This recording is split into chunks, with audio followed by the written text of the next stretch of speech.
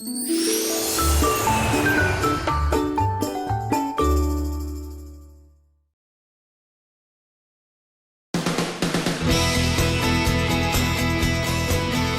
행복한 아침 이재훈입니다. 안녕하세요. 정예인입니다. 어제가 말복이었는데 든든하게 드셨는지 모르겠습니다. 오늘 비가 오고 있어서 창문을 좀 열어놓기가 그렇긴 합니다만은 요즘 날 계속 덥고 이러니까 아무래도 창문 같은 거 열어놓고 지내는 경우가 많잖아요.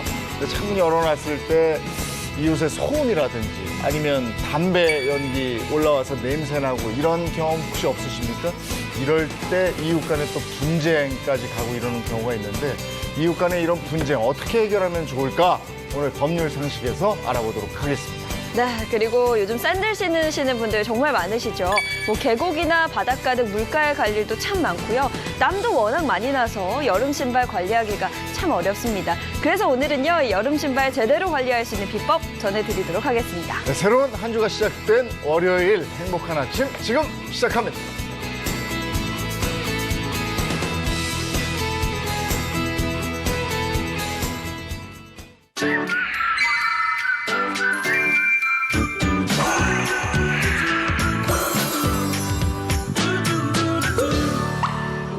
신발 관리법 오늘 알려드리겠습니다 했는데 오늘 같은 날이 더 그래요. 비 올 때 축축하게 젖은 신발 이거 신발장에 그냥 넣어놓고 다음날 문을 열어보면 그 쾌쾌한 냄새 말이죠. 오늘 저희 스튜디오에 신발장이 하나 떡하니 들어와 있습니다.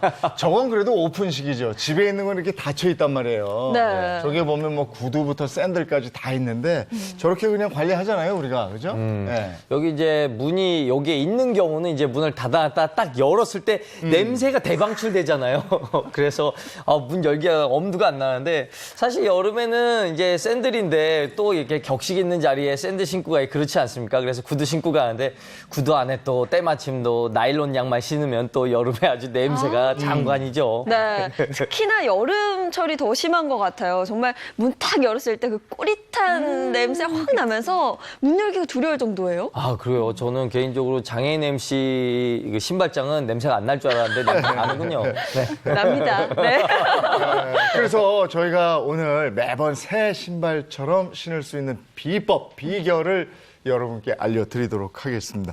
이게 구두는 근데 직장인들은 매번 신어야 되는 거기 때문에 네. 이게 참 고통스러워요.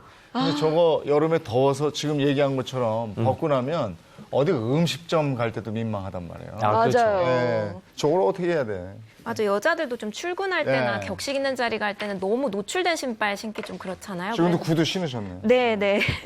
글로퍼라고 요새는 그 앞은 꽉 막히고 뒤는 다 트인 네. 그런 신발이 유행이라고 하더라고요. 맞아요. 저는 요즘에 블로퍼를 정말 즐겨 신거든요. 근데 사실 앞에가 막혀 있어서 통풍이 안 돼서 이 블로퍼도 냄새가 많이 납니다. 맞아요. 이게 그래갖고 거기서 이제 신었다 벗었는데 이제 나중에 다시 신을 때 내 발에는 깨끗했는데 그거 신고 나면 내 발에 냄새 또 뵐까봐. 근데 이게 그것도 냄새가 네. 세균하고 박테리아 때문에 나는 건데 습한 날씨에 땀까지 차면서 이게 상황이 악화되는 거라고 하더라고요. 네. 그럼 이게 대체 신발에 세균이 얼마나 있을까 이것도 궁금해지네요. 네. 한번 확인을 해볼까요? 근데 진짜 네. 저희가 언제부턴가 이거 직접 이 현장에서 검증하는 걸 너무 즐겨가셔서 네. 저도 이제 굉장히 장갑 껴야 돼. 네, 그러니까 제가 구두를 만져야 되는데 이 장갑 껴야 됩니다. 제 네. 손은 소중하니까요. 잠깐만요. 이걸 장갑을 끼고 행복한 구두를. 아침에 이 공식 세균 측정은 제가 다 맡고 있지 않겠습니까? 저한테 신발 몇 개를 좀 건네주세요. 네네. 자, 그러면 수술 들어가도록 하겠습니다. 자, 수술. 자, 오늘 환자는 이 두 분이시고요. 전달해 주시기 바라겠습니다. 이거 네. 이게 상태가 지금 벌써 딱 이거 손에 먼저 쥐었을 때 꼬리꼬리한 향이 좀 나는데요. 네. 누구 건지는 제가 밝히지 않겠습니다. 비밀이에요. 뭘 네. 밝히지 않아 이정수가 써 있다고요? 거기 써 있다고요? 근데 이게 아니에요? 벌써부터 냄새가 나요. 그죠? 그렇죠. 정말 옆에 가져다만 놨는데 다행히 오늘 코가 막혀가지고. 네, 다행이에요. 비염이 이렇게 도움될 때가 있네요. 이게 이제 구두 안쪽으로 네. 제가 이렇게 다 문질문질해서 세균 측정을 한번 해보도록 하겠습니다. 구두는 벌써 시커매졌어. 아니 그냥 밖에 보기에는 깨끗해요. 그렇죠? 근데 이 안이 문제거든 또. 네. 안에가 사실 세균이 네. 저는 이렇게 면봉이 벌써 이렇게 까매진 거 처음 봐요. 네. 구두 자체는 관리가 잘 돼 있는데. 네. 사실 저 신발을 신으시는 분이 신발을 벗어야 되는 식당으로 가야 되는 날에는 네. 꼭 점심 메뉴를 청국장으로 고르신다고. 티 안 나게. 괜찮겠네. 티 안 나게. 이거 방법이네, 방법. 네, 그렇죠. 좋은 방법이죠. 자, 세균 측정을 바로 해보도록 하겠습니다. 10초 정도 걸려요. 전 정말 기대가 돼요. 이렇게 면봉이 벌써 이렇게 까맣게 색이 변한 건 처음 봐서. 아니, 남의 신발 세균 측정하는데 뭐가 그렇게 기대가 됩니까?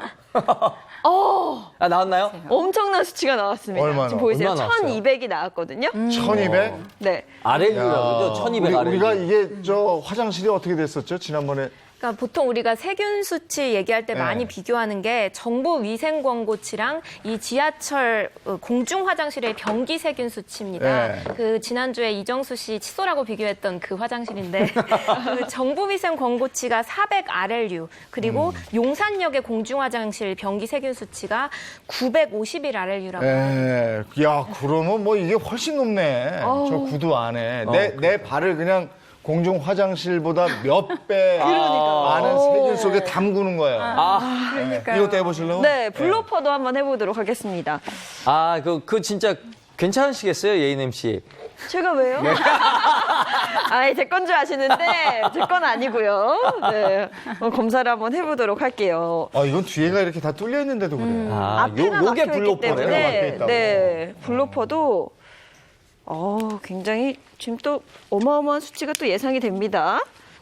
한번 측정을 해보도록 할게요. 블로퍼가 뒤에는 뚫려 있어도 앞이 꽉 막혀 있기 때문에 거기에 굉장히 땀이 많이 차거든요. 그래도 이런 신발은 사무실에 앉아 있을 때 그냥 이렇게 벗기 편해서 벗어놓고 맨발로 이렇게 있으면 좋을 것 같은데. 그러니까요. 펄럭펄럭 그때 또 냄새가 좀 나지 않을까요? 아 근데 이게 뒤까지 있으면 네. 습관적으로 약간 페이크 삭스라든가 이런 걸 신게 되는데 이제 저 뒤가 뚫려 있으니까 어쩔 수 없이 맨발로 신거든요. 맞아요. 그러니까 그 안에 이제 꼴꼴이야 그걸 막을 길이 없습니다. 또 측정을 약 10초 정도 후에 결과가 발표됩니다. 여기 이 용산 블로퍼는 공중 화장실 저희가 해보니까 네. 951? 950. 네, 그랬다 그랬죠? 네. 용산이 951, 이정수 씨 신발이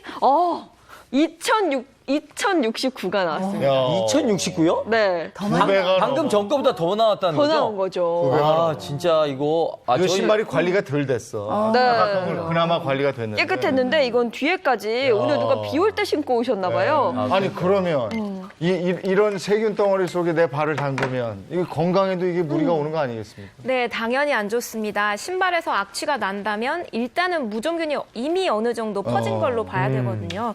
그래서 이 무좀에 걸릴 확률이 늘어납니다. 그래서 실제로 7, 8월에 무좀 때문에 병원 찾는 분들이 그렇게 많다고 합니다.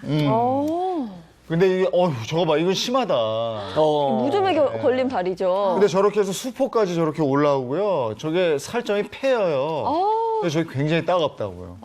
근데 무좀약 바르면 저거 쓰려. 얼마나 아픈데.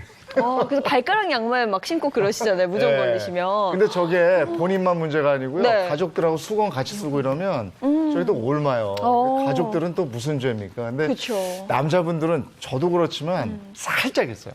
무좀이 다 왜냐면 살짝씩. 군대에서 그 전투화 신고 그냥 막 5분 대기조 하고 이러면 신고 자기도 하고 이랬거든요. 네. 근데 그걸 살살 달래면서 평생 산다 이렇게 얘기하는데 달래면서 살 게 아니고 고칠 수 있으면 고쳐야죠. 그럼요. 왜냐하면 이게 아까도 봤지만 엄청나게 심해지잖아요. 네. 근데 이걸 어떻게 잡을까? 신발 세균을 어떻게 확실히 잡는 법이 있긴 있는 거예요. 네, 있어요? 있습니다. 신발에 세균 잡는 방법이 있는데요. 바로 이거예요. 약국 가시면 이렇게 에탄올, 소독용 에탄올. 알코올 팔거든요. 한 500원 정도, 1,000원 안팎으로 사실 수가 있는데 이걸로 신발 안에 있는 세균을 확실하게 잡을 수가 있습니다. 이제 소독용 알코올을 이런 화장솜에다가 살짝 묻혀서요. 이제 신발 안쪽까지 구석구석 한번 닦아주세요. 예. 닦은 다음에 이제 말리면 그늘에서 말리면 이제 세균 확 없어지고요. 세균뿐만 아니라 냄새 분자까지 없어지기 때문에 굉장히 도움이 많이 되실 거예요. 그래서 저희가 여기서 한번 아까 그 세균 굉장히 많이 나왔던 신발들을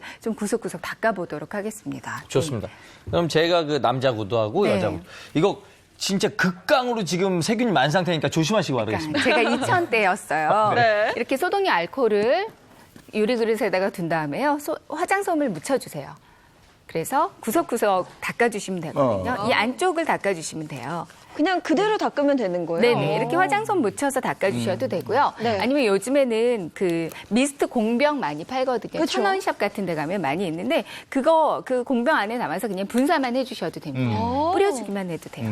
이런 식으로 닦은 다음에 그리고 또 분사도 이렇게 해준 다음에 이제 그늘진 곳에서 충분히 좀 말려주세요. 선생님 말려주시면 이 알코올이잖아요. 네. 알코올 성분이 날아가면서 함께 냄새 분자도 없어지고요. 세균까지도 함께 날아가면서 이제 깨끗한 신발 상태가 될 수 있거든요. 네. 구석구석 그걸 안까지 닦아주시면 됩니다. 소주로 닦아도 된다 이런 얘기 있던데. 그러니까요. 뭐 알코올 대신에 그게 이제 소주 안에도 알코올이 들어가 네. 있잖아요. 그래서 네. 소주 쓰시는 분들도 많이 계신데요. 근데 소주는 찌든 때, 뭐 기름때 이런 거 없애는 데는 참 도움이 네. 되는데 그 알코올의 비율이 너무 낮아요. 네. 그래서 세균을 없애는 데는 별로 도움이 되지 않고요. 오히려 소주 안에 있던 당성분 때문에 세균이 더 증식될 수 있어요. 먹이가 될 수 있네. 네. 그래서 이제 이렇게 세균 잡는 데는 소주는 사용하지 말아주시고요. 네. 이렇게 소독용 알코올, 약국이나 인터넷 쇼핑으로도 쉽게 사실 수 있거든요. 소독용 알코올을 사용해 주시는 게 좋습니다. 이렇게 해서 구석구석 닦아주세요. 말려라. 네네. 네. 저는 2000대가 나왔기 때문에 한 번 더 깨끗하게 닦아주세요. 아 근데 이게 닦기가 좀 쉽진 않네요. 요 앞부분이 코 부분이 원래 발이 끝까지 안 들어가잖아요. 여기가 계속 쌓이는 부분이라. 그렇기 때문에 이제 그럴 때는 미스트 공병 있잖아요. 네. 거기 공병 안에다 해서 그냥 뿌려주시기만 해도 꼭 이렇게 빡빡 닦지 않아도요 도움이 되실 거예요. 네, 이거 한번 아까 예인 씨가 세균 측정한 신발이거든요. 네. 이제 얼마나 세균이 줄었는지 또 한번 측정해 볼까요? 네네, 부탁드립니다. 네. 바로 뭐 직접 말리기 한쪽만 전인데도 괜찮아요. 네네. 일단은 어느 정도 조금 닦으면서 좀 오. 날아갔으니까요. 지금 보기에도 네. 확실히 달라요. 깨끗해졌어요. 네, 깨끗해졌고 구석구석 꼼꼼히 한번 해본 다음에 바로 측정을 해보도록 할게요. 아 그래도 아까 닦았을 때는 저게 약간 까맣게 돼서 나왔는데 네, 지금은 아까한테도 그런 거 하얗게 없어요. 나왔네요.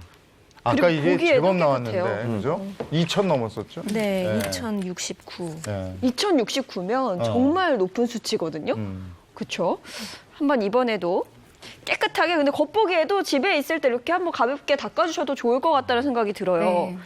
여기서 아까 공중 화장실에 2배 이상의 세균 수치가 나온 거예요. 이 신발에서.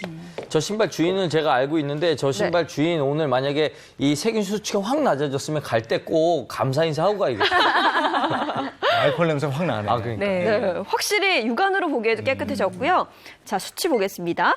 와, 226이 나왔어요. 오. 안전이라고 떴거든요. 거의 한 10분의 1로 줄었어요. 아하, 진짜. 알코올로 한번 닦았는데. 네네. 여러분 댁에도 그 신발장 열어보면 신발 많잖아요. 네. 이렇게 열자마자 냄새 나실 텐데 알코올로 한번 닦기만 해도 10분의 1을 줍니다. 세균 야, 수치가. 진짜 저거 세균이 확 떨어져갖고 네. 예인 MC가 기분이 상당히 좋겠어요.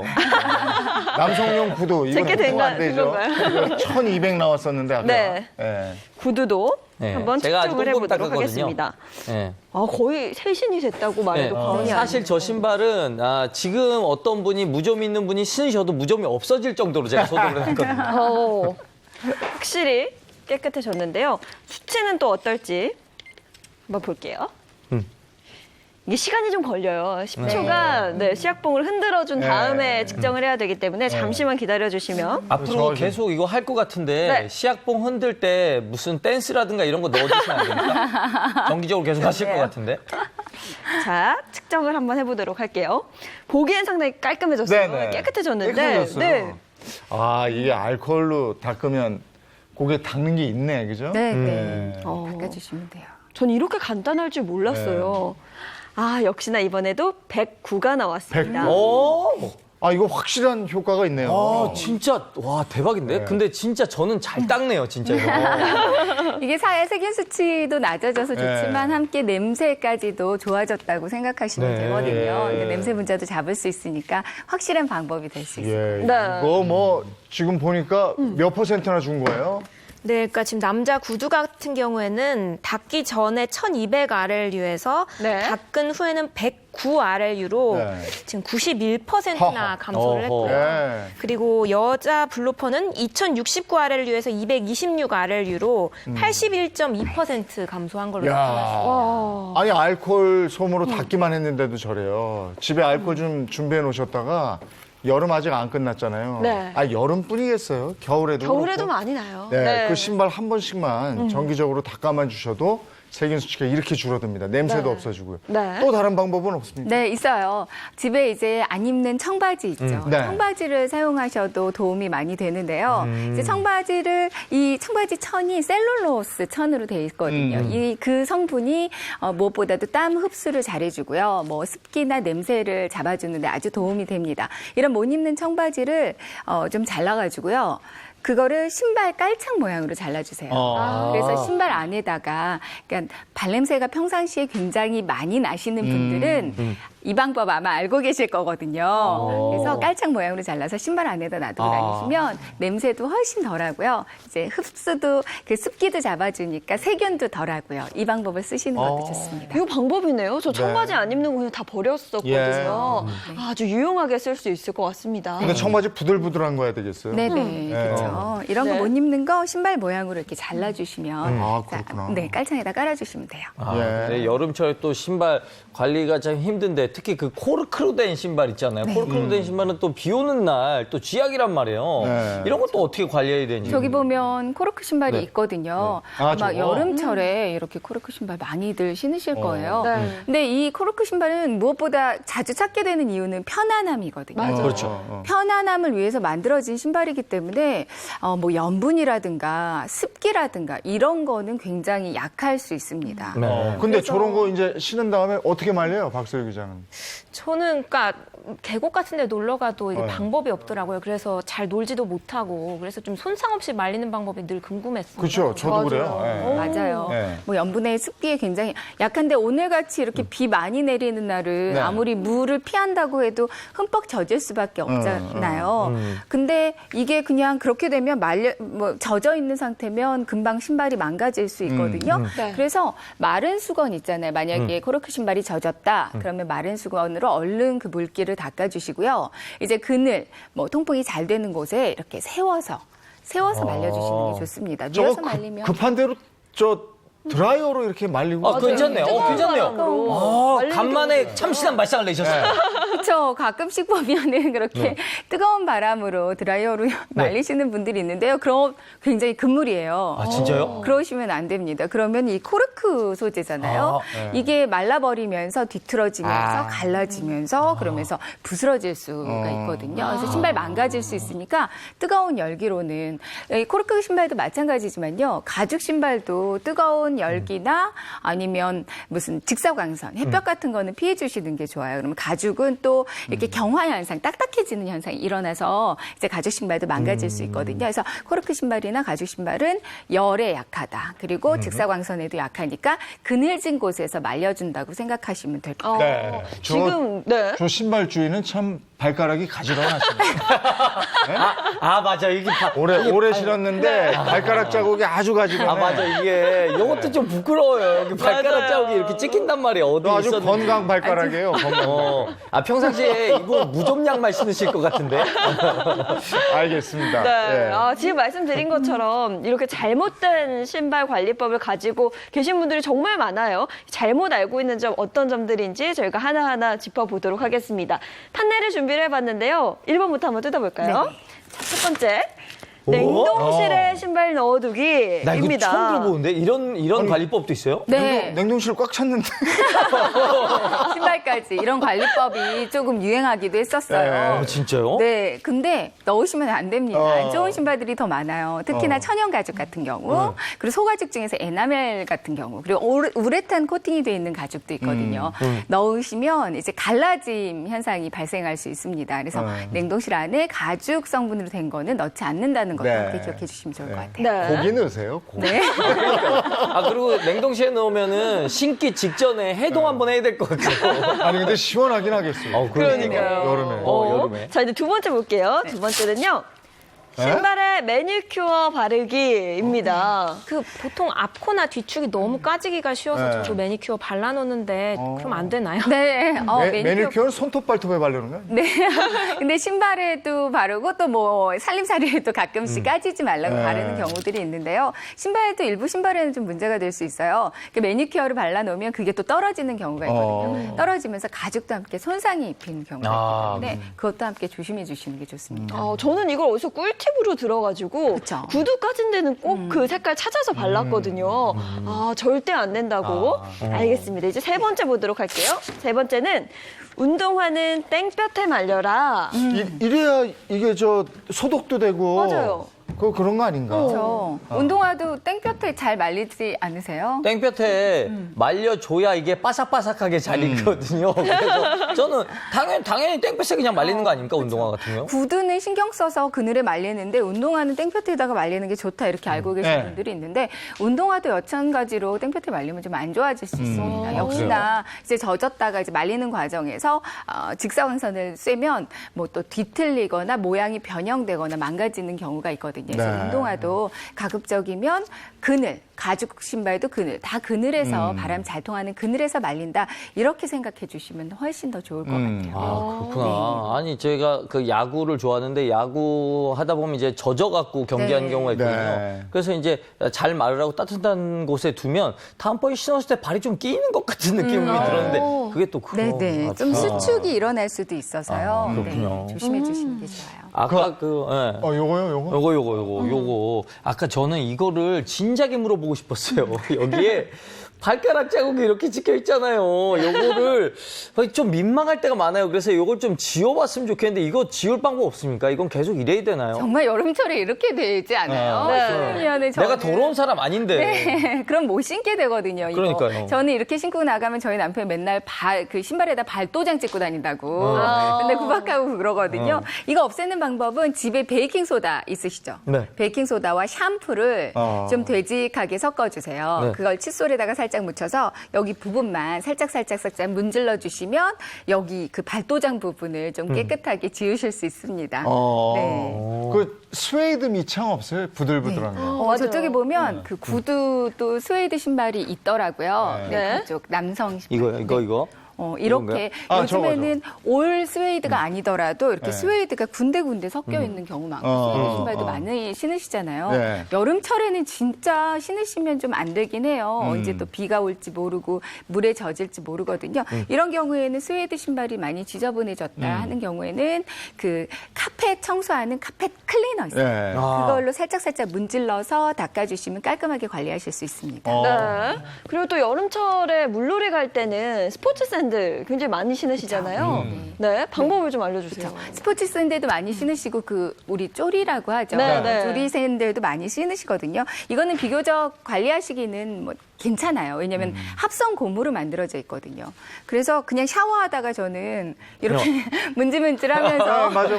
그냥 닦아주기도 하는데. 아, 진짜요? 네. 그리고 뭐 너무 근데 심하다, 찌든 때가 심하다 하는 경우는 베이킹 소다로 역시나 조금 되직하게 만들어서 닦아주시면 이런 스포츠 샌들도 깔끔하게 관리하실 수 있습니다. 네. 지금 뭐 신발에 관한 이야기를 쭉 해보고 있는데요. 사실 여성분들, 주부님들이 생각하시기에 여자들 참 관리하기 어려운 신발이 좀 따로 있어요. 알고 계시죠? 네, 저 흰색 샌들이나 밝은색 샌들이 좀만 신어도 지저분해지잖아요. 네. 까매지고. 맞아요. 특히나 그리고 옆에 다른 검정색 신발이 있거나 스치거나 하면 스크래치가 다 가서 구두에 그대로 남는 경우들이 정말 많거든요. 네, 네. 그렇죠. 그래서 저희가 또 환자 한 분 모셨습니다. 바로 이런 거 말씀하시는 거죠. 여기 이렇게 스크래치가 네. 이렇게 나 있는 그죠. 저 지우는 것도 네. 일이에요. 그래요. 이게 쉽지 않아요. 여기.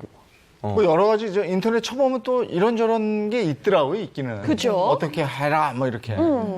어떻게 해라 그래가지고 그 여러 가지 것들이 있는데 네. 저희가 오늘 그걸 좀 가지고 나왔습니다. 네. 그 핸드크림. 맞아요. 핸드크림으로 지워지면 잘 지워진다 뭐 이런 얘기가 있거든요. 그래, 저것도 가죽이니까 뭐 핸드크림으로 해라, 뭐 이랬고. 제가 듣기로는 뭐 알코올 솜으로 지워라. 알코올 솜은 아까 우리 확인했잖아요. 네. 그 방법도 들었었고요. 뭐? 지우개로 지우면 안 되나요? 지우개요? 우리 초등학교 때 했던 거 지우개요? 네네. 그게 그러니까요. 가능해요? 그럼요, 가능하죠. 것 그거. 아, 그래? 그럼요. 사랑도 연필로 쓰고 지우개로 지우고. 지워. 지워드리는데요, 뭐. 그럼 여기서 해볼 수 있는 거예요? 네, 제가 한번 해보겠습니다. 네. 먼저 핸드크림 제가 한번 해보겠는데요. 네. 핸드크림을 묻혀서 한번 닦아보도록 하겠습니다. 어디 지금 상태 어떤지 보고. 자, 지금 상태는 네. 이런 상태고요. 여기 네, 지금 여기 앞에 보시면 스크래치가 앞에 까맣게 닦을 거예요. 지금 나 있죠. 여기 요쪽에 이런 경우 이렇게. 많아요. 어. 많아요, 정말. 자, 저걸 지금 핸드크림으로 먼저 지워보겠다 이거예요? 아, 그렇죠. 이걸 지워보겠다.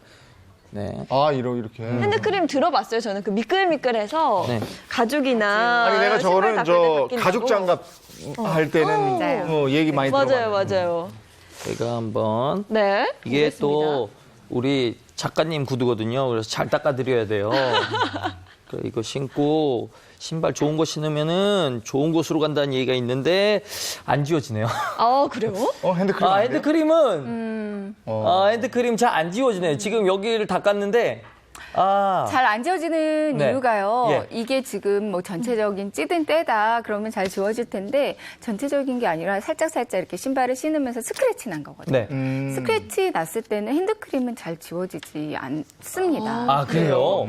핸드크림 말고 차라리 이제 지우개나 또 말씀해주신 소독용 알코올 있죠, 에탄올 그걸로 지워주시면 훨씬 더 잘 지워질 수가 있거든요. 근데 네. 핸드크림을 만약에 사용하시더라도 핸드크림 사용하실 때는 일단 신발에 따라서 좀 다른 경우도 있어요. 네. 좀 신발 같은 경우 물을 한 방울 떨어뜨려서요. 이제 가죽이지만 그 물기를 그냥 확 흡수해 버리는 신발도 있거든요. 네. 그러면 핸드크림을 묻혔을 때도 이 핸드크림도 같이 흡수해 버릴 수 있습니다. 아하. 그러면은 번지고 얼룩이 새롭게 생기고 그럴 수 있으니까요. 핸드크림도 좀 조심해서 이용해 주시는 게 좋죠. 아, 그렇군요. 그러면은 제가 지우개로 한번 빡빡 지워보도록 네. 하겠습니다. 네. 지우개로 지우실 때 저는 아까 네. 그 소독용 에탄올, 알코올로 한번 지워보도록 하겠습니다. 아, 네. 이걸로. 네. 자, 그러면 시작하면 같이 할까요? 네. 그럴까요? 제가 묘하게 경쟁심이 있어가지고. 대결인가요? 진짜 이기고 싶다. 이런 식으로 알코올로 닦아주실 네. 때는요, 네. 물티슈를 이용해서 물티슈를 한 이 정도로 접어가지고요, 네. 알코올을 충분히 묻힌 다음에 음. 네, 닦아주시면 될 거예요. 네. 스크래치 부분을 한번 닦아볼게요. 저도 이제 보시면 여기 부분에 스크래치가 좀 많이 나 있거든요. 네, 보여요, 지금. 네, 그쵸. 여기를 한번 닦아볼게요. 네. 저는 저 지우개는 그거 있잖아요. 벽지 같은데 뭐 묻었을 때. 아이들이 또. 그럴 때 지우개로 이렇게 해서 지우면 또 지워진다고 그런 얘기. 네, 은근히 만능입니다, 지우개가. 아, 진짜 어렸을 때 진짜 지우개 따먹기 진짜 많이 했었는데요. 그 지우개를 다 모아놓을 걸 그랬어요. 그 지우개는 다 어디로 갔을까요? 여성분들 실핀도 사도 없는 거 아시죠? 아, 이거 근데 생각보다 좀 땀이 나네요. 이게. 여기요. 그리고 지금 또 곽사부님 같은 경우는 물티슈에 이렇게 묻혔잖아요. 네. 알코올도요, 네. 그냥 뭐 원액을 부어서 하는 것보다는요, 이제 알코올도 가죽에 너무 많이 묻히면 가죽이 망가질 수 있거든요. 그리고 네. 색깔이 번지는 경우도 있을 수 있기 때문에 조금 위험되지 않게 물티슈에 한번 희석해서 이제 닦아준다고 보시면 돼요. 그래서 해서 문질문질 닦아주겠습니다. 네. 지금 굉장히 힘들어하고 계시거든요, 두 분이. 아, 저기. 저 어렵네. 근데 저거는 흠집이 너무 많이 났어. 아, 진짜. 아, 진짜로 땀이 나고 있어요. 아니. 야, 이거 지워지는 거 맞냐? 뭐 보통은 이제 쓱 문지르면 쓱 지워지기도 하는데요. 네. 이거는 좀 오래된 스크래치 같아요. 그러면은 열심히 저 신발은 새로 사는 걸로. 그게 나을 것 같아요. 아, 죄송한데 나 진짜 이거 되게 열심히 옆에 했는데. 다른 신발도 있어요. 이런 경우도. 이거 원래부터 있던 모양 아닐까? 무늬 아니야, 이거? 왜 아니 이렇게 근데 그러죠? 여기서 그냥 봐도 저거는 좀- 깊어. 상처가 깊어. 상처가 좀 있어요, 이거. 지우개 전혀 안 되나요? 네. 전혀 안 되는데요, 이거. 아 그래요? 에탄올은 그래도 조금 한번 볼까요? 스크래치 살짝 있지만 그래도. 아이 뭘 조금 돼요. 열심히 문지르면 되거든요. 다른 신발도 한번 제가 해볼게요. 여기도 네. 있거든요. 네. 여기도 이렇게 스크래치가 많이 나 있습니다. 이게 알코올 여자하면은 이거 안 되는 거 우리가 얘기하는 거 같잖아. 이거 되는 거라는데. 묻혀서. 근데 보통 제가 쓱쓱 문지르면 잘 돼요. 아까 전에도 했거든요. 아, 안 되겠습니다. 이게 신발 주인 생각하지 말고 물에 희석하지 말고 알코올로 한번 세게 한번 해주세요. 네. 세게 한번 해볼까요? 세게 한번 가주세요. 완전 알코올로? 네, 네, 완전 알코올로. 아, 이건 그러다가 신발 망가지면. 요거는 지금 현재 지우개로 안 됩니다. 잘 안 되네요. 이거 힘도 들고. 요거는. 아니, 그 자체는 안 됐지만 그 옆에 같이 지우개로 한 다음에 깨끗해졌어요. 그렇네요. 네. 여기 아까 핸드크림으로 네. 지우려고 했던 자리는 좀 지워졌습니다. 얘는 지금 여기랑 여기가 있었는데요. 앞쪽은 지워졌고요. 여기 뒤에는. 지우개 좀 되는 것 같아요. 네. 여기는 상처가 너무 깊은 것 같습니다. 이거는 까진 건가? 스크래치가 아니고. 약간씩 차이가 있을 거예요. 구두마다. 너무 박박 문질러가지고 네. 광이 나는 것 같아요. 네. 네, 이 하얀색 신발은 거의 안 되는 걸로 하고요. 너무 그래도 깊어. 네, 조금 덜 깊었던 네. 이제 약간 베이지색 신발은 그래도 조금 지워졌어요. 네. 네. 요 정도 놔두고 한 2개 정도. 요거는 조금만 더 닦으면 될 것 같아요. 그리고 저희가 오늘 육안으로는 확실하게 차이를 못 느꼈지만 네네. 네. 그래도 우리 곽사부가 보기에는 그래요? 요 세 가지 방법이 다 효과가 있는 거예요? 네네. 핸드크림을 말씀드린 것처럼 스크래치보다는 사실은 스크래치는 좀 지우기가 어렵긴 한데 전체적으로 좀 찌든 때, 네. 지저분한 때를 좀 닦아준다. 가죽 제품은 그게 가죽을 확실히 이렇게 효과가 있다. 광나게 해준다 네. 할 때는 핸드크림 사용해 주시고요. 이제 살짝 스크래치가 났다 하는 경우에는 소독용 에탄올이나 알코올이나 아니면 지우개를 이렇게 쓱쓱 문지르면 되는데요. 네. 지우개는 특히 이런 스크래치보다는 스웨드 있잖아요. 스웨드 신발은 정말 세탁하기 힘들기 때문에 스웨드 전용 지우개도 그렇게 나오기도 해요. 그래서 그런 거 닦아주실 때도 유용하니까 지우개는 버리지 마세요. 안 된다고. 그리고 오늘 확인해 봤습니다. 저희가 네. 상처가 너무 깊으면 도리가 없네요. 하는 게 나을 것 같습니다. 그래서 정말 사람들에게 상처 주면 안 되겠습니다.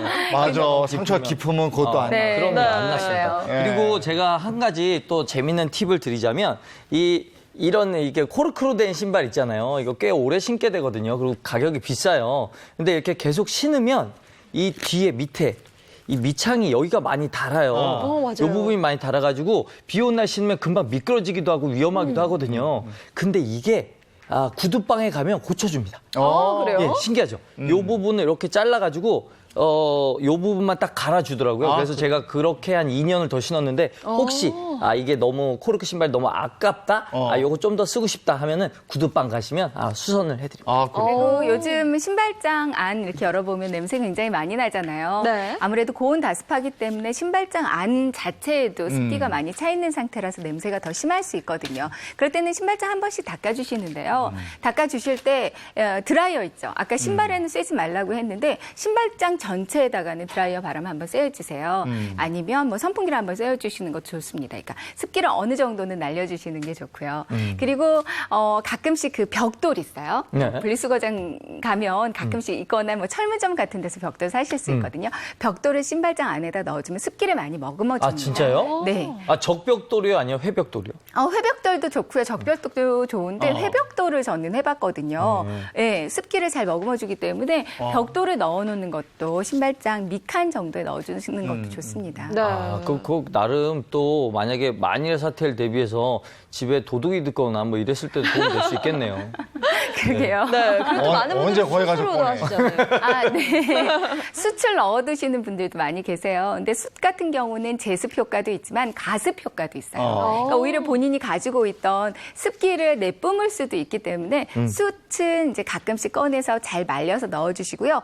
벽돌도 마찬가지로 좀 습기를 많이 머금었다 하면은 꺼내서 햇볕에 한번 말려서 다시 넣어 주시면 영구적으로 사용하실 수 있을 거예요. 저 그 생각은 못했네요. 그냥 습기를 먹고 지네들이 알아서 해결하는 줄 알았는데 그것도 습기를 먹은 걸 밖으로 빼서 해결을 해야 되는군요. 네. 그렇게 그리고 하면 좋아요. 저 신문지 같은 거 이렇게 넣어놓기도 하잖아요. 맞아요. 네. 그런 것도 괜찮죠? 네, 신문지를 이제 신발장 안에다가 깔아주시고요. 그리고 오늘같이 이제 비가 많이 오는 날은 신발이 많이 젖어 있는 상태잖아요. 그럴 때도 신문지를 구겨서 신발 안에다가 넣어서 신발장 안에다 넣어주면 이제 금방 마르는데 도움이 됩니다. 네. 네. 아니 그리고 지금 당장 그 구두 있잖아요. 뭐 지금은 안 되더라도 이따 좀 한가하실 때 꺼내서 알코올로 좀 이렇게 닦으면요. 세균 수치 아까 떨어지는 거 보셨죠? 확 떨어집니다. 네. 그러니까 다른 건 기억을 못 하시더라도 알코올로 내가 한번 닦아주겠다. 요것만 하면 오늘 신발에 대한 정보는 확실히 들으신 것 같아요. 네. 알겠습니다. 고맙습니다. 네, 고맙습니다. 고맙습니다.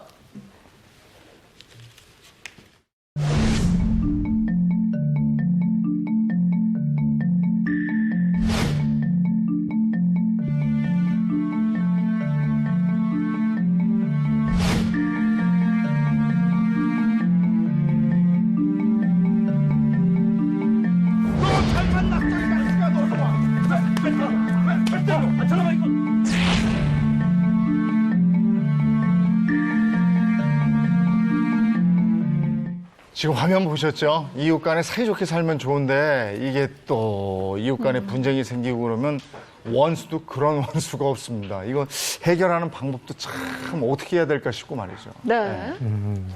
아, 진짜 저희 집도 어머니께서 굉장히 고통을 많이 호소하고 계시거든요. 담배 연기 때문에. 담배 연기 이제 좀 아주 안 올라오게 해달라고 위에 집에서 자꾸 얘기해가지고. 담배를 태시니까? 저희 아버님께서 자꾸 그러셔가지고. 이게 밑에서 위로 올라가거든요. 그래가지고, 저도 만약에 신경 쓰이고 아버님한테 말씀드리는데 정말 이게 이웃 간에 담배 연기 때문에 문제가 많을 때가 많습니다. 근데 환기가 안 되고 이런 데 있잖아요. 그런 데는 또 이렇게 밑에서 청국장이나 이렇게 좀 냄새 나는 음식 그렇죠. 하면 맞아요. 그게 온 복도로 퍼져나가는 게 있어요. 네. 이런 것도 안 해먹기도 뭐 생선 구울 때도 그렇고. 그렇죠. 맞아요. 이게 참 이웃 간에 말이죠. 문제가 심각합니다. 특히나 담배 같은 경우는 층간 흡연이라고 부르거든요. 비흡연자의 입장에서는 담배 연기가 그대로 올라오면 간접 흡연이 될 수 있어서 큰 문제가 되기도 해요. 네, 그 층간 소음이 머리 위 원수라면 층간 흡연은 발 아래 원수라는 말도 있습니다. 네, 요새는 층간 소음보다도 층간 흡연 민원이 훨씬 더 많다고 하는데요.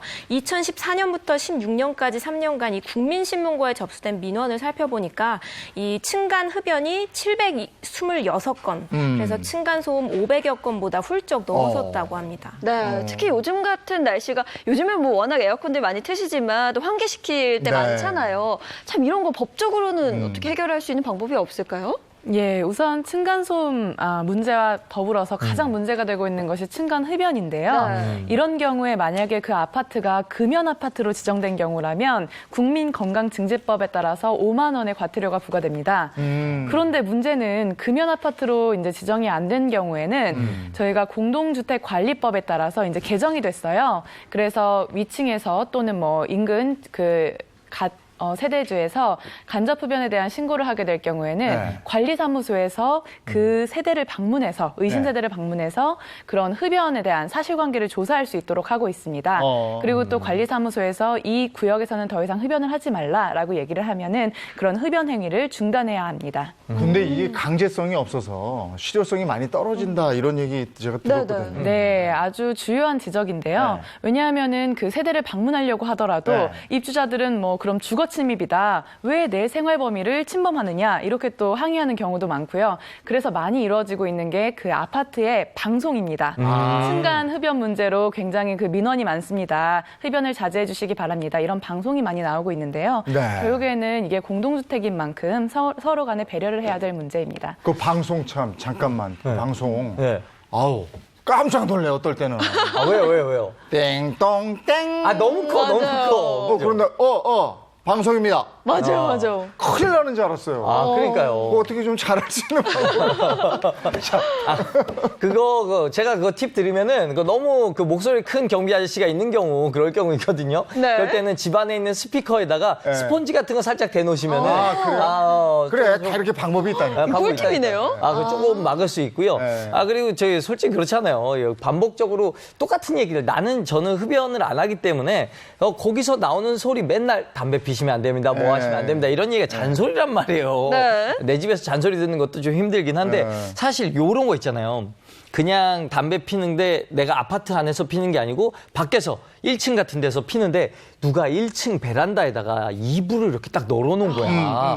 그러다가 이제 밖에서 이제 담배를 피다 보니까 그 이불에 이제 담배 냄새가 배는 경우가 생길 수가 있단 말이죠. 만약에 이런 사태가 벌어지면 꼭 이렇게 손해배상 이런 거 청구할 수 있습니다. 빨래 옷에도 배겠네. 그렇죠. 충분히 그럴 수 있죠. 그 빨래에 냄새가 배어서 다시 세탁을 해야 될 정도다. 이런 경우에는 이론상으로 민사상 손해배상 청구가 가능한데요. 문제는 흡연이라는 것이 눈에 보이는 것이 아니잖아요. 이것을 증명하는 게 굉장히 어렵다는 게 문제입니다.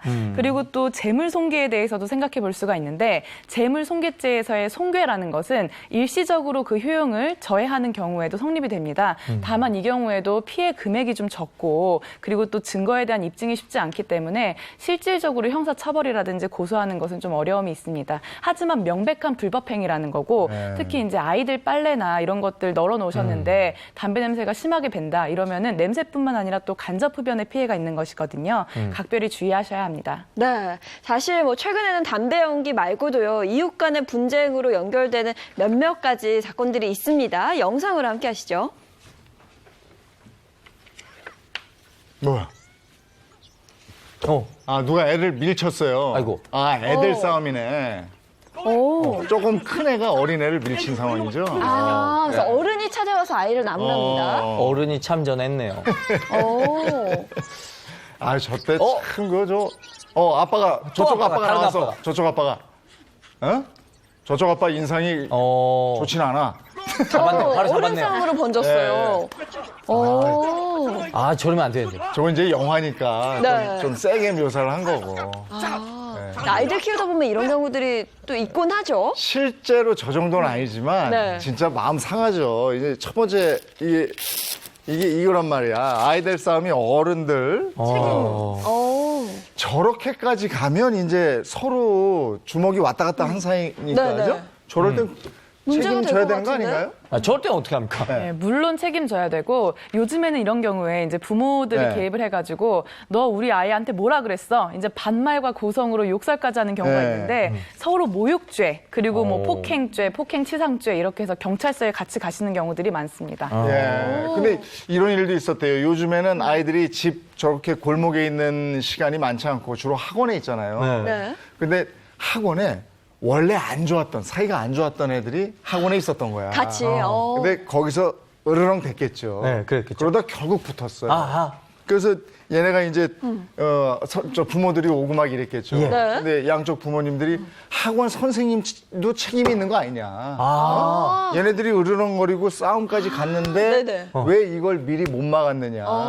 왜 이렇게까지 갔느냐 이랬다는 거예요. 예.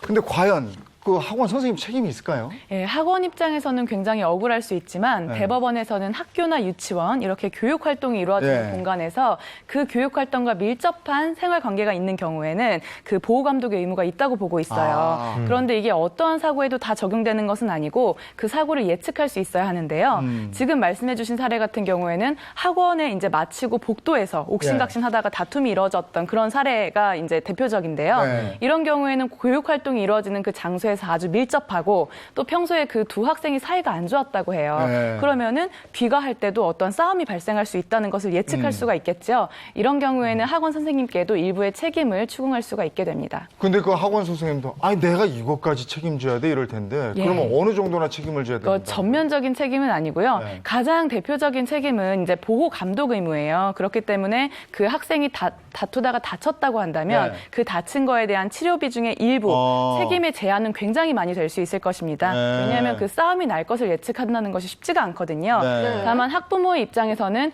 두 학생이 굉장히 사이가 안 좋기 때문에 학원에서 약간의 그런 반을 분별한다든지 아니면 귀가 시간에 차이를 둔다든지 이런 조치를 해줄 것을 기대할 수도 있었다는 것이고 그런 점이 어느 정도까지는 받아들여질 수 있다는 것입니다. 근데 이번 사례는 보니까 애들이 주먹이 셌나 봐요. 주먹 다짐하다 둘 다 크게 다쳤대. 그럼 이 선생님도 일정 부분 책임을 져야 된다.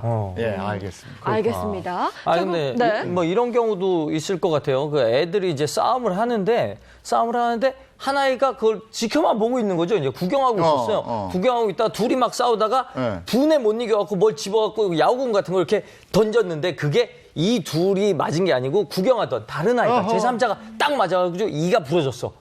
만약에 이런 경우면 그럼 말리던 사람이 다친다고 그런 그러니까요. 경우는. 네. 이렇게 다친 경우를 제가 본 적이 있어요. 그러면 이거 누구한테 보상을 요청해야 되는 겁니까? 이거 누가 보상해줘야 되는 거 아니에요? 예, 이런 경우도 싸움이 일어났고 그걸 또 구경했기 때문에 누구한테 책임을 물으려는 그 과정에서 왜 싸움을 구경하냐 또 이런 핀잔을 들을 수가 있어요. 하지만 싸움이 일어났다는 것이 포인트입니다. 이미 싸움이 벌어지고 있었다면 쌍방 폭행의 상황이에요. 그럴 때 공을 던진 것은 정당화될 수가 없습니다. 그렇기 때문에 그 공을 던진 것에 맞아서 어떤 친구의 이가 부러졌다. 그러면은 공을 던진 친구가 과실치상의 책임을 지고 민사상으로도 치료비, 기타 위자료의 손해배상 책임이 있는데요. 학생은 미성년자잖아요. 그러니까 결국에는 법정 대리인인 부모가 그 치료비 등의 배상 책임이 인정됩니다. 네. 그러니까 아무리 그래도 또 화가 난다고 아무리 아이들이지만 화난다고 뭐 집어던지는 거는 좀 자제해야 될 것 같아요. 제2의 그리고 피해자가 나오니까. 정말 아이들 싸움인데 어른들 가서 뭐 어떻게 하고 싶지. 아, 네. 근데 이게 예? 이게 끙끙해야지. 가가지고 진짜 부모 싸움 나면 큰일 나죠. 더 커질 수 있기 때문에 네, 좀 지켜봐야 될 것 같고요. 이제 두 번째 판넬 한번 볼까요? 길고양이에게 밥을 주지 말라. 아, 맞아요. 누가 또 밥을 주니까 주지 말라고 막 그랬구나. 오, 네, 이게- 요즘 이걸로 많이 다투세요. 네, 많이 다투시는 분들이 많이 있는 것 같아요. 그러니까 길고양이 때문에 음식물 쓰레기 봉투라든가 이게 피해도 많고 네. 그러니까 차라리 뭔가 먹이는 주지 마라. 그러면 어떻게 가지 않겠냐. 이렇게 해서 주지 말라고 하는데 또 고양이가 안쓰러우신 분들은 이제 음식을 이렇게 놔주고 먹이를 주신단 말이에요. 예, 그거에 대한 분쟁이 또 많은 것 같습니다. 네, 요새 길고양이 급식 놓고 갈등 너무 많습니다. 그래서 고양이 밥 주는 거 눈에 한 번만 띄면 아주 가만 안 둔다고 협박하는 사람들도 많고요. 또 길고양이 밥그릇을 아예 발로 밟아서 부서뜨리고 다니는 사람들도 있습니다. 우리 동네도 많더라고요. 네. 많아요. 예. 지금 저렇게 주시거든요. 그리고 저기 이제 한겨울이 요. 되면 예. 저렇게 차 밑에 들어가 있어. 맞아요. 따뜻하니까. 따뜻하니까. 예. 그러면서 사고도 좀 있곤 하는데. 곳곳에 저렇게 밥을 놔줬군요. 저 이제 부시고 다니시는 분들도 계시다는 거죠. 우리 동네 너무 많다 이거지. 네. 근데 또 경고 문구를 붙여놓으시는 분들도 있어요. 이렇게 고양이에게, 길냥이에게 밥을 주는 행위는 불법이다. 그래서 경고를 하신 분들도 네. 있는데 이게 진짜 불법인가? 그건 궁금해요. 예, 우선 그 불법과 합법의 여부를 따지자고 한다면 법적으로 저 경고문은 효력이 없습니다. 그래요? 그러니까 그것을 불법으로 제재하려면은 뭐 야생생물보호관리법 등에 따라서 길고양이가 유해한 야생생물이다. 뭐 이런 것들이 있어야 되는데 그건 아니라는 거죠. 다만 그 공동주택의 아파트 관리 규약에 따르면 질서 유지를 위해서 입주자들이 협조해야 될 의무가 있어요. 그런데 만일에 저 길고양이에 먹이를 주는 행동이 그런 입주자들의 어떤 질서라든지 특히 그런 생활 환경에 피해를 준다고 한다면 그것을 규약으로 약속으로 정할 수는 있습니다. 그러면 이것도 좀 궁금해져요. 길고양이 먹으라고 둔 밥그릇을 부시거나 몰래 치웠을 경우는 처벌을 받을 수도 있는 거예요? 맞습니다. 왜냐하면 길고양이에게 먹이를 주는 행위 자체가 불법이라고 볼 수가 없는데 길고양이에게 주기 위해서 그 그릇을 놨어요. 이 그릇은 누군가의 소유권이 인정되는 재물이기 때문에 이것을 임의로 일방적으로 치워버린다고 하면 이것은 절도죄의 혐의가 적용될 수가 있습니다. 네. 다만 이런 문제가 있을 수 있어요. 그 아파트의 화단이라든지 공용 구간들이 있는데 여기에 길고양이들에게 먹이를 주겠다고 조그만 집 같은 걸 만들어서 거기서 주기적으로 음식을 제공하고 이런 경우에는 공동 주민들의 어떤 약속이 필요해요. 근데 일방적으로 그 한 구역을 본인이 소유 관리하는 것처럼 사용하면서 먹이를 주겠다고 하면 이 역시도 문제가 되는 행위입니다. 네. 이게 많은 분들이 모여 살다 보니까 저마다 생각이 달라서 네.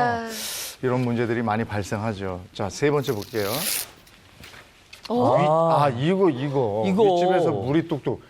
이게 요즘에 저 노후 아파트가 많잖아요. 네. 저도 오래된 아파트에 살고 있는데 이게 아주 큰일이에요. 위에서 그러니까요. 물 새고 이러면 아우 저거. 이게 또 위에서 물이 샜는데 여기 위에서 새긴 새는데 이게 진짜 윗집에서 샌 건지 다른 곳에서 흐른 건지 이게 정확하게 밝혀내기도 맞아요. 애매해서 바로 윗집에서 내려왔다는 이게 또 없단 말이에요. 예, 감정이 많이 상해요. 저 곰팡이 핀 거 봐요.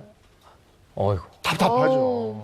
근데 저럴 때 저거 저 많이 세면 말이에요. 저 네. 벽에 새는 건 문제가 아니고 저 방에 놔뒀던 그 뭐 장롱이 있을 수도 있고 가구들에도. 뭐 옷도 있을 수 있어요. 네. 그런 것들이 전부 곰팡이 쓸거든요. 저 냄새도 엄청 나잖아요. 저거는 오래 발견을 못했네. 미리미리 발견하면 저 정도까지는 안 가요. 야, 저 벽지 안에 그냥 그득한데요. 저건 다 뜯어보셨네요. 저거는 오래 새고 있었어. 아하. 예, 저 정도예요, 저 정도. 예. 굉장히 심각하거든요.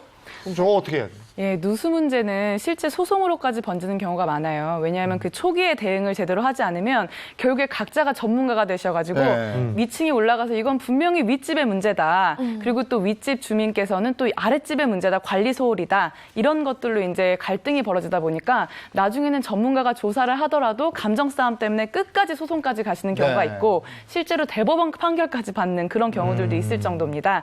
이럴 때에는 초기 대응이 굉장히 중요한데요. 먼저 이게 혹시 비가 올 때마다 누수가 생기는 것인지 아니면 그냥 일상생활에서도 뚝뚝 물이 떨어져서 뭐 양동이를 놔야 될 정도인지 그런 사실관계에 대해서 기록을 하고 날짜라던가 뭐 우천 여부 그리고 그 피해에 대한 그 영상이라든지 이런 사진 같은 걸로 현장을 전부 이제 정확하게 남겨두시는 것이 좋고요. 그 다음에는 직접 해결하지 마시고 관리 주체, 관리사무소에 이제 연락을 하셔서 실제 조사를 의뢰하는 겁니다. 예. 그러면 가장 쉬운 방법이 일단은 인근 세대를 방문해서 육안으로 조사를 하고 수도 계량기 등도 확인을 하고 네. 혹시나 또 이게 물탱크 같은 곳에서 공용 부분에서 발생하는 누수인 경우도 있거든요. 그래서 그렇게 해서 조사를 마치신 다음에 특별한 조치에 따라서 뭐 관리사무소의 어떤 그 관리규약상 그런 하자 보수 기간이라고 한다면 또 사무소에서 처리해 주시는 경우도 있고 그게 안 된다면 그런 피해에 책임이 있는 곳에 대해서 이제 비용을 청구해가지고 초기에 대응을 하시는 것이 가장 좋습니다. 네. 이게 그러니까 다 다르더라고요. 그러니까 어디 집을 오래 비워놨을 때 물을 잘못 타고 가서 이게 샜다. 네. 이러면 분명히 그 집 책임이에요. 근데 오래된 아파트라 이 안에서부터 근본적으로 물이 새고 있었다. 이러면 이거는 이제 저 장기 수선 충당금인가? 예. 그거 가지고 그게 해결이 되고 네, 맞습니다. 이게 케이스 바이 케이스에 이게 다 달라요. 네. 그러니까 바로 관리소에서 공동 대책반이라는 게 또 있어. 오래된 아파트들은. 네. 그러니까 거기서 해야지 혼자 감당하시려고 그러면 안 되고요. 제일 분쟁이 밑에 오래된 앨범 같은 게 다 물에 젖은 거야. 그리고 그 추억들이잖아요. 아, 맞아요. 이런 걸 어떡합니까? 예. 그러니까 그런 부분들은 가서 어쨌든 본의 아니게 이렇게 됐다고 서로 아 이거 어떡하죠? 말이라도 그래야지 그건 내 책임입니까? 왜 나한테 이럽니까? 이러면 그거 끝나 게임. 네. 예? 그럼 위아래 못 살아요. 맞아요. 그러니까요. 그리고 실제로 소송으로 진행을 하더라도 네. 그 누수의 원인에 대해서 감정이라는 걸 해야 됩니다. 네. 결국엔 그 누수를 전문적으로 감정하시는 분이 소송 진행 중에 그 아랫세대, 윗세대 공용 부분을 방문해가지고 철저히 조사를 하게 되는데 일단 피해를 당한 입장에서는 아무런 배상도 받지 못한 상태에서 또 심지어는 누수가 계속되고 있는 경우도 있어요. 이런 상황에서 감정 비용까지 추가로 들게 되면 이제 소송 결과가 어찌되든 간에 굉장히 피해가 더 확대되는 경우가 많습니다. 네. 네, 이게 그러니까 말 한마디거든요. 네, 서로 이해하려는 말 한마디가 굉장히 중요할 것 같고요. 지금 계속해서 저희가 다음 영상 함께 보도록 하겠습니다. 주차장 입구에 차가 서 있는 모습을 본 남성이 차를 빼달라며 항의합니다. 그러자 곧바로 실랑이가 벌어지더니 일행과 함께 있던 덩치 큰 남성이 상대방에게 날아차기를 합니다. 발차기를 한 남성은 분이 안 풀렸는지 차에서 야구방망이를 들고 와 크게 휘두르기 시작합니다. 피해자는 막아보려 애쓰지만 거칠게 휘두르는 방망이에 속수무책입니다.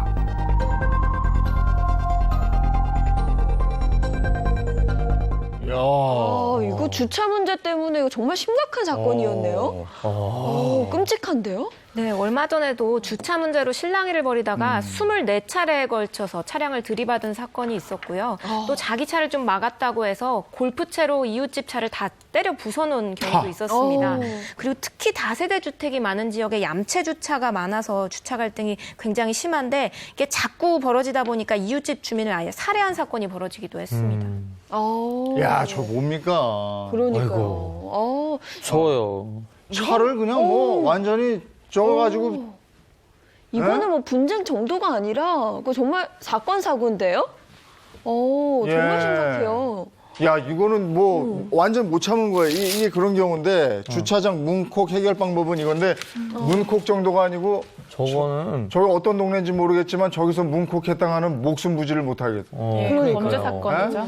자, 문콕 같은 경우도 이렇게 콕 찍혀가지고 또 어떻게 보면 또 별거 아닌 것 같긴 하지만 그게 마음이 많이 상하거든요. 아니 근데 저게 주차 공간이 워낙에 부족하고 예. 그다음에 주차 그 이렇게 딱 라인 그어놓잖아요. 요게 좁아. 네, 좁아요. 그러니까 이거 저 어린 아이들이요 문 연다고 퍽 하면 그냥 문콕은 그러니까요. 맞아요. 그냥 다반사고 또 하나는 아침에 우리도 느끼지만 아침 일찍 나오잖아요 다들. 네.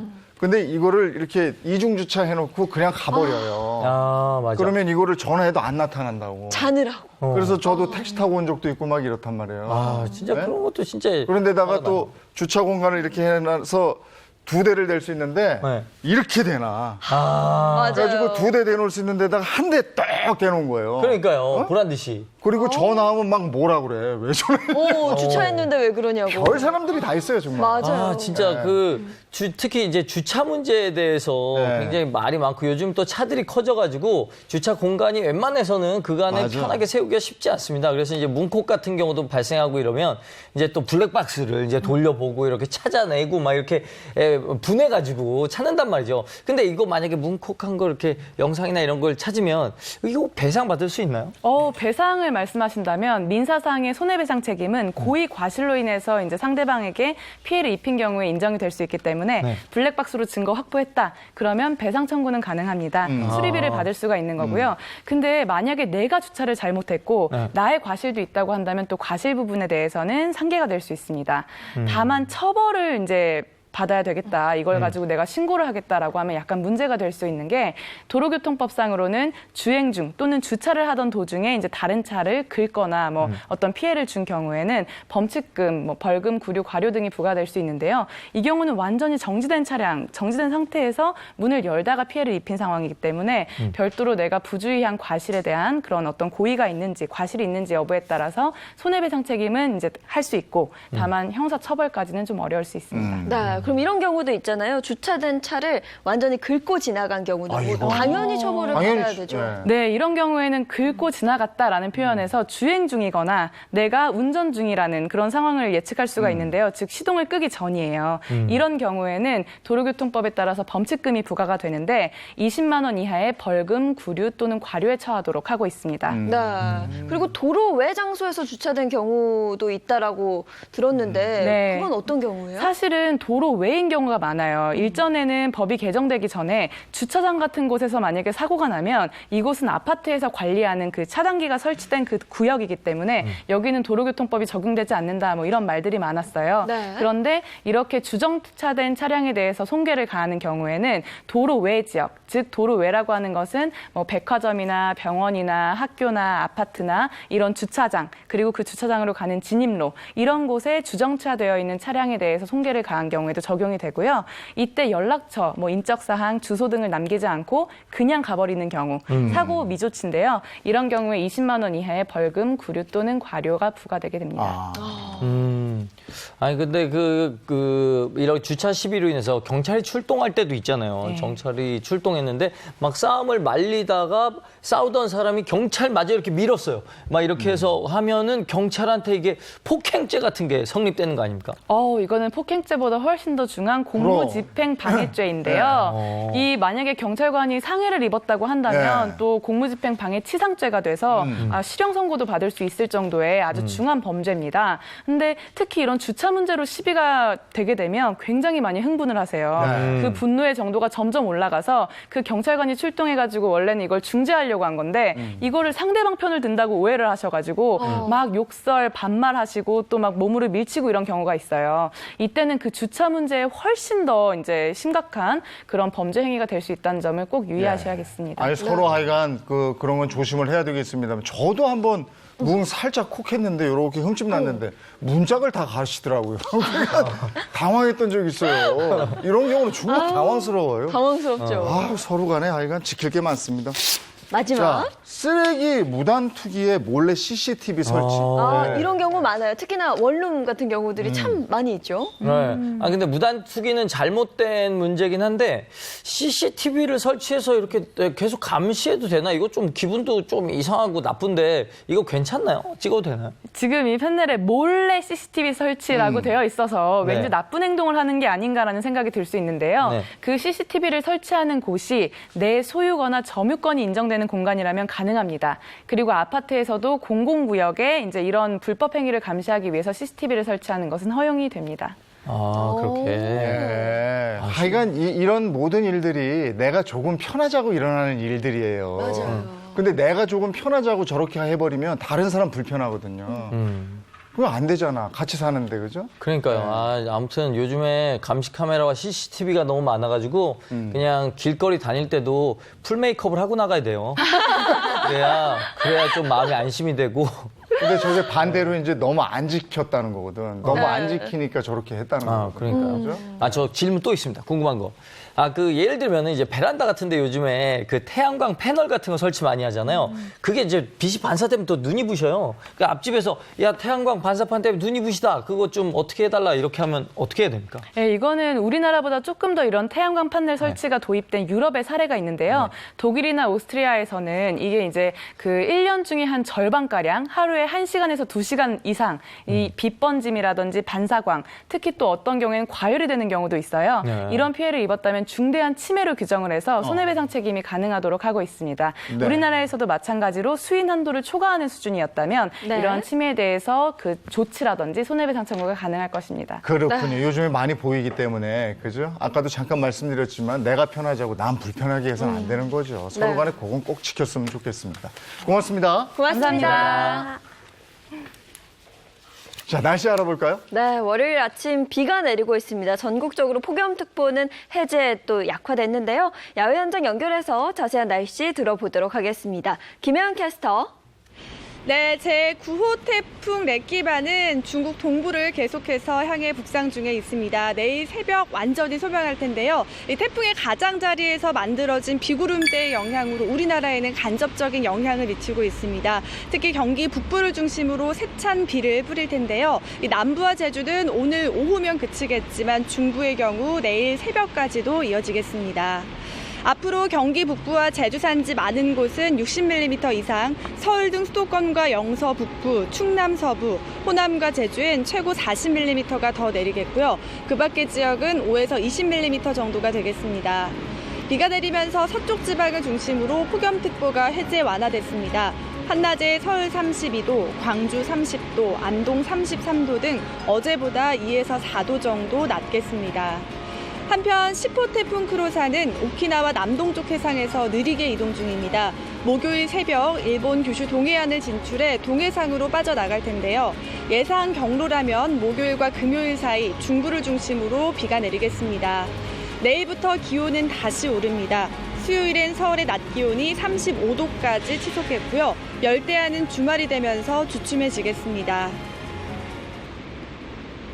비가 내리면서 가시거리는 평소에 10분의 1도 못 미치는 곳이 많으니까요. 차간 거리 넉넉히 두시고 조심히 운전하시기 바랍니다. 지금까지 상암동 채널A에서 날씨였습니다.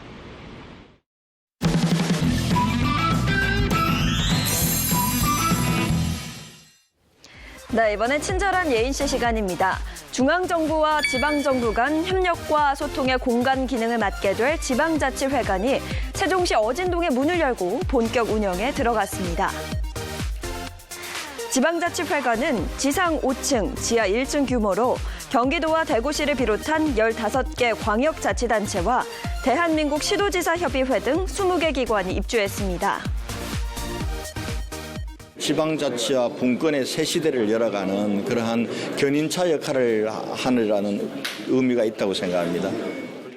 지방자치와 관련된 일종의 클러스터 같은 시너지가 만들어지고 혁신의 그라운드가 되리라고 생각합니다. 지금까지 친절한 예인씨였습니다. 월요일에는 월요병이라고 가뜩이나 쳐지는데 비 오고 막 기압 떨어지고 이러면 더 쳐지거든요. 네. 근데 이번 주에는 목요일에 또 쉬는 날이 있어요. 다시 한번 기운 내십시오. 네, 저희는 내일 아침 8시 더욱 신선하고 재미있는 내용으로 돌아오겠습니다. 행복한 아침, 행복한 하루 되십시오. 고맙습니다. 고맙습니다.